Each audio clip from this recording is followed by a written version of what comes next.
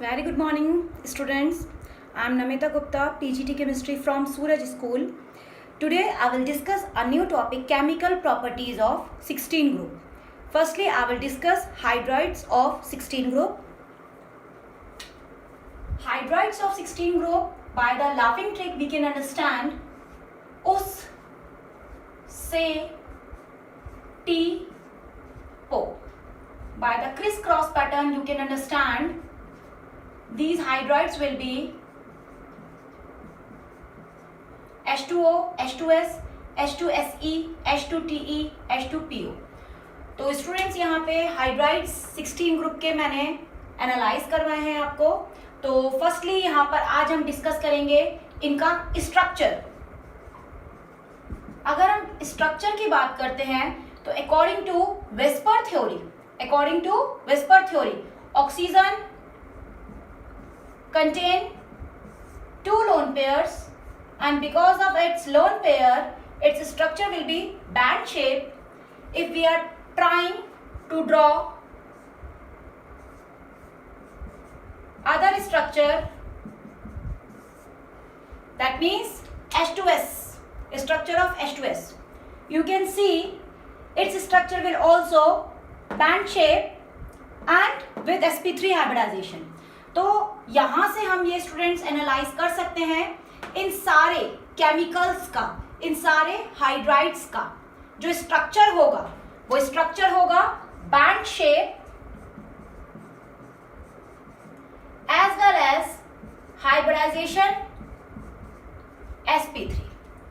तो स्टूडेंट्स यहाँ प्रॉब्लम क्या है, यहाँ पे अगर सबकी शेप बैंड है, सबकी हाइब्रिडाइजेशन sp3 है अकॉर्डिंग टू 4 पोजीशन, तो यहाँ पे सबसे पहला प्रॉब्लम आता है क्या इनका बॉन्ड एंगल भी सेम होगा. तो यहाँ से आज हम पहला टॉपिक एनालाइज करेंगे बॉन्ड एंगल, जो कि इंपॉर्टेंट है स्टूडेंट. तो बॉन्ड एंगल के लिए हमें थोड़ा सा इलेक्ट्रोनेगेटिविटी के बारे में और वेस्पर थ्योरी के बारे में पढ़ना पड़ेगा. तो उसके लिए मैं डिटेल में एनालाइज करती हूँ इन दोनों स्ट्रक्चर्स को. तो स्टूडेंट्स थोड़ा सा एनालाइज करेंगे रिगार्डिंग टू स्ट्रक्चर. तो हमने ऑक्सीजन का लोन पेयर, सेंट्रल एटम का लोन पेयर ड्रॉ किया. ऑब्वियसली इस लोन पेयर ने इस बॉन्ड पेयर पर रिपल्शन डेवलप किया होगा, एज वेल एज ये लोन पेयर एक दूसरे के ऊपर भी रिपल्शन शो करेंगे. तो वेस्पर थ्योरी में हमने बात पढ़ी है, lone pair repulsion, lone pair bond pair repulsion के कंपैरिजन में ज्यादा डोमिनेंट होता है. Lone pair repulsion, lone pair bond pair repulsion के कंपैरिजन में ज्यादा डोमिनेंट होता है. मतलब इसके लोन पेयर रिपल्शन की टेंडेंसी ज्यादा होगी लोन पेयर बॉन्ड पेयर के कंपैरिजन में. एज वेल एज हम पढ़ के आए हैं बॉन्ड पेयर रिपल्शन इन दोनों के कंपैरिजन में सबसे ज्यादा लीस्ट हो जाता है. तो यही लॉजिक यहाँ पर लगेगा, हाइड्रोजन इन दोनों के बीच में लग रहा है बॉन्ड पेयर रिपल्शन. और अगर ये रिपल्शन बहुत ज्यादा डोमिनेंट हो जाए, तो यहाँ पे बॉन्ड एंगल बढ़ जाएगा. और अगर ये रिपल्शन नॉर्मली, जो कि यहाँ पर कैसा होगा देखेंगे, अगर कम हो जाए, सबसे ज्यादा कम हो जाए, तो यहाँ पे बॉन्ड एंगल कम हो जाएगा because of dominancy of lone pair. तो यहाँ पे फर्स्ट फैक्टर तो स्टूडेंट्स आपको यही एनालाइज करना है. दूसरा, electron negativity of central atom. जो भी आपका सेंट्रल एटम है, लाइक वाटर के केस में आपका ऑक्सीजन है, H2S के केस में आपका सल्फर हो जाएगा यहीं पर. तो जो भी आपका सेंट्रल एटम है उसकी इलेक्ट्रॉन नेगेटिविटी कैसी है, ज्यादा है कि कम है. तो रिगार्डिंग टू दैट हमें ये पॉइंट कंसीडर करना है. थर्ड पॉइंट यहाँ पे आ जाएगा स्टूडेंट्स हमारा लोन पेयर की dominancy on the central atom. तो lone pair dominancy on central atom. जो लोन पेयर है उसकी डोमिनेंसी सेंट्रल एटम पर ज्यादा है कि नहीं, तो यहां पे हमें यही 3 बातें एनालाइज करनी है। तो स्टूडेंट्स, मैं फर्स्टली कंसीडर करूंगी सेकेंड और थर्ड टॉपिक। तो यहां पे हमने electron negativity of central atom consider किया, और जैसा कि हम ये बात होप सो जानते हैं, फोन मोस्ट इलेक्ट्रोनेगेटिव। तो यहां पे आप देख सकते हैं ऑक्सीजन जो है वो मोस्ट इलेक्ट्रोनेगेटिव है, और अगर ये मोस्ट इलेक्ट्रोनेगेटिव है तो आपको ये पॉइंट ध्यान रखना पड़ेगा कि यहां पर सेंट्रल एटम इलेक्ट्रोनेगेटिव है। थर्ड पॉइंट, लोन पेयर की डोमिनेंसी। तो लोन पेयर होता क्या है? लोन पेयर होता है free available electron pair, free available electron pair. और इलेक्ट्रॉन पेयर भी कैसा होगा? Negative in nature. Free electron भी कैसा होगा? Negative in nature. तो यहां पे आप थोड़ा सा बेटा एनालाइज करिए, अगर ये लोन पेयर नेगेटिव है और सेंट्रल एटम भी नेगेटिव है, तो कोई भी नेगेटिव टर्म अपने ऊपर नेगेटिव टर्म को अट्रैक्ट करेगी या रिपेल करेगी? अट्रैक्ट करेगी या रिपेल करेगी? ऑक्सीजन नेचर में कैसा है? नेगेटिव। लोन पेयर नेचर में कैसा है? नेगेटिव। तो सेंट्रल एटम अगर नेगेटिव है, लोन पेयर तो नेगेटिव होगा ही होगा। बोथ नेगेटिव, दोनों नेगेटिव एक दूसरे को क्या करेंगे? रिपेल। तो हम यहां बोल सकते हैं लोन पेयर की इस रिपल्शन की वजह से डोमिनेंसी कम हो जाएगी। Presence of lone pair on oxygen will be less. Lone pair on oxygen will be less. तो ऑक्सीजन पर ये लेस क्यों है? क्योंकि ऑक्सीजन का नेचर कैसा है स्टूडेंट्स? नेगेटिव। लोन पेयर का नेचर कैसा है? नेगेटिव। और एक नेगेटिव दूसरे नेगेटिव को रिपेल करेगा। तो आपको ये बात एनालाइज होनी चाहिए, वाटर में लोन पेयर ऑक्सीजन के इलेक्ट्रोनेगेटिव होने की वजह से खुद को क्या करेगा? रिपेल। और अगर ये लोन पेयर यहां से रिपेल हो जाएगा तो इस लोन पेयर की dominancy on the central atom less हो जाएगी। लोन पेयर की dominancy on the central atom less हो जाएगी। और स्टूडेंट्स, अगर लोन पेयर की डोमिनेंसी सेंट्रल एटम पर कम हो गई, क्यों कम हो गई? क्योंकि यहां पे सेंट्रल एटम मोस्ट इलेक्ट्रोनेगेटिव है। तो ये वाला जो फैक्टर था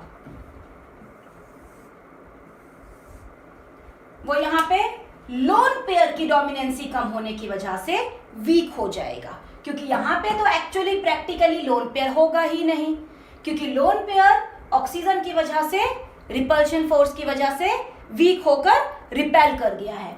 तो यहां पे इस केस में बॉन्ड पेयर की डोमिनेंसी ज्यादा हो जाएगी। और अगर बॉन्ड पेयर की डोमिनेंसी ज्यादा हो गई तो आप ये बात एनालाइज कर सकते हो, इसका बॉन्ड एंगल अप्रोक्सीमेटली 100.5 डिग्री हो जाएगा, 104.5 डिग्री हो जाएगा। तो students, hope so you understand.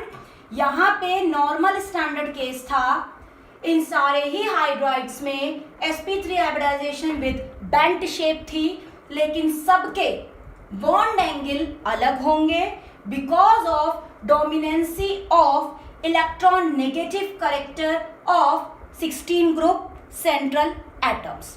तो सबसे पहले हमें ये पॉइंट समझ में आना चाहिए, फ्रॉम गोइंग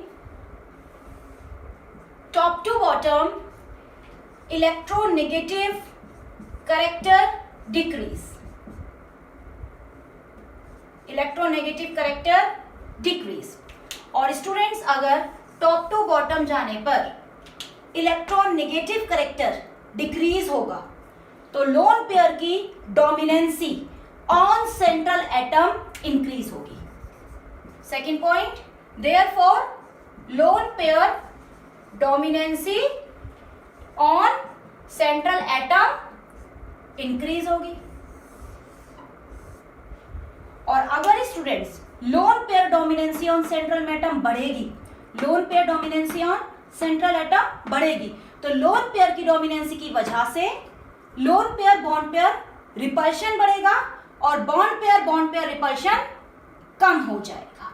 तो होप सो स्टूडेंट्स आपको ये पूरा डाटा समझ में आया होगा कि लोन पेयर ही रेस्पॉन्सिबल है इस बॉन्ड एंगल के लिए, बट अकेला नहीं, लोन पेयर जिस सेंट्रल एटम पर है उस सेंट्रल एटम की इलेक्ट्रॉन नेगेटिविटी भी हमें देखनी पड़ेगी। तो होप सो स्टूडेंट्स ये सिंगल सा पॉइंट आपको समझ में आ गया। From going top to bottom, electron negativity decrease, therefore lone pair dominancy will increase on central atom. Therefore from going top to bottom,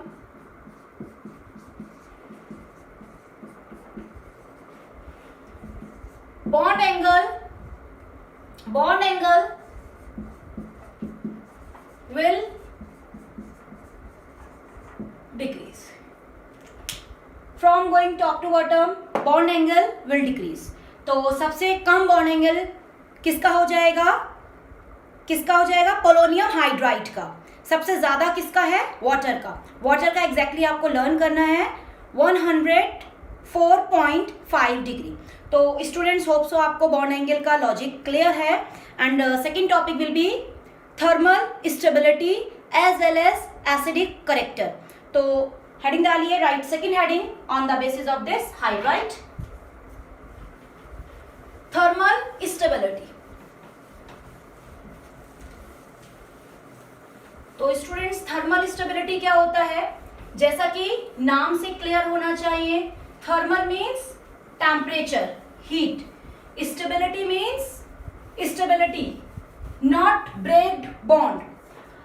अगर कोई भी बॉन्ड थर्मल स्टेबल है तो ये इजीली ब्रेक डाउन नहीं होगा, और अगर यही बॉन्ड अनस्टेबल है या लेस स्टेबल है तो ये इजीली क्लीव्ड हो जाएगा, ब्रेक हो जाएगा।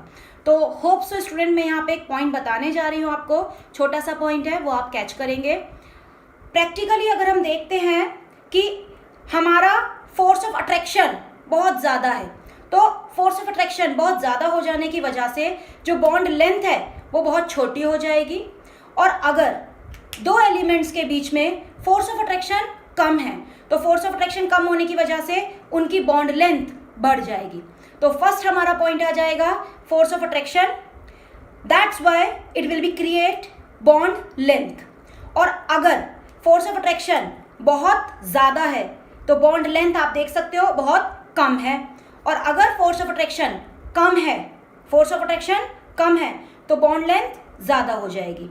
और ये आप प्रैक्टिकली एनालाइज कर सकते हो, अगर किसी भी केमिकल की बॉन्ड लेंथ ज़्यादा है तो उसको क्लीव्ड करना, उसको तोड़ना आसान है, और अगर किसी भी केमिकल का फोर्स ऑफ अट्रैक्शन बहुत ज़्यादा है दैट्स वाई उसकी बॉन्ड लेंथ बहुत छोटी हो जाएगी, और अगर बॉन्ड लेंथ छोटी है फोर्स ऑफ अट्रैक्शन ज़्यादा होने की वजह से तो उसे तोड़ पाना मुश्किल है। तो स्टूडेंट्स होप सो ये पॉइंट हम समझ पा रहे हैं। और फोर्स ऑफ अट्रैक्शन किस फैक्टर के ऊपर डिपेंड करेगा? फोर्स ऑफ अट्रैक्शन डेवलप करेगा इलेक्ट्रोनेगेटिव डिफरेंस के ऊपर। किसके ऊपर डिपेंड करेगा स्टूडेंट्स? इलेक्ट्रोनेगेटिव डिफरेंस के ऊपर। मोर द इलेक्ट्रोनेगेटिव डिफरेंस एक बहुत ही पॉजिटिव टर्म है, और उसके रिस्पेक्ट में बहुत ही ज़्यादा नेगेटिव टर्म अट्रैक्ट हो रही है तो बॉन्ड लेंथ हो जाएगी छोटी। Means more the electronegative difference, more the stronger bond, more the force of attraction, least और स्मॉलर द बॉन्ड।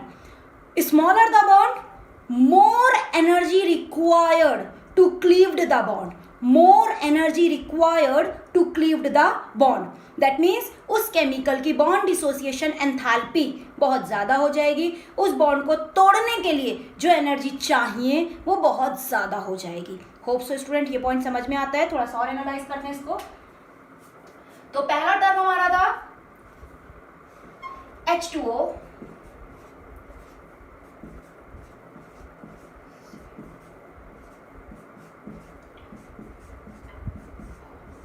तो स्टूडेंट्स होप सो ये आप लोगों को हाइड्राइड्स दोबारा से एनालाइज है, और ये पॉइंट हम सबने पढ़ा था अभी। टॉप टू बॉटम जाने पर electronegative character of central atom decrease. Decrease. तो होप सो स्टूडेंट्स यहाँ पर हम ये पॉइंट समझ पा रहे हैं।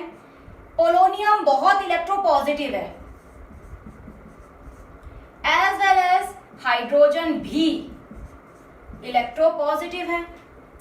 और अगर यहाँ पर पोलोनियम इलेक्ट्रोपॉजिटिव है, हाइड्रोजन भी इलेक्ट्रोपॉजिटिव है, तो हम यहाँ बोल सकते हैं इलेक्ट्रोनेगेटिव डिफरेंस कम हो जाएगा। हम ये स्टूडेंट बोल सकते हैं यहाँ पर इलेक्ट्रोनेगेटिव डिफरेंस कम हो जाएगा। और अगर इलेक्ट्रोनेगेटिव डिफरेंस कम हो गया तो रिलेटेड टू दैट मैंने यहां बोला था फोर्स ऑफ अट्रैक्शन कम हो जाएगा। और फोर्स ऑफ अट्रैक्शन कम हो जाने की वजह से बॉन्ड लेंथ लार्ज हो जाएगी। और अगर बॉन्ड लेंथ लार्ज हो गई तो रिस्पेक्टिवली बॉन्ड डिसोसिएशन एनर्जी कम हो जाएगी। Bond dissociation enthalpy is that enthalpy which is required to break down bond. Bond dissociation enthalpy वो एंथैल्पी है, वो एनर्जी है जो किसी बॉन्ड को तोड़ने के लिए रिक्वायर्ड है। तो यहां पे हम ये देख सकते हैं बॉन्ड लेंथ बढ़ने से बॉन्ड डिसोसिएशन एंथैल्पी कम रिक्वायर्ड होती है। Means bond length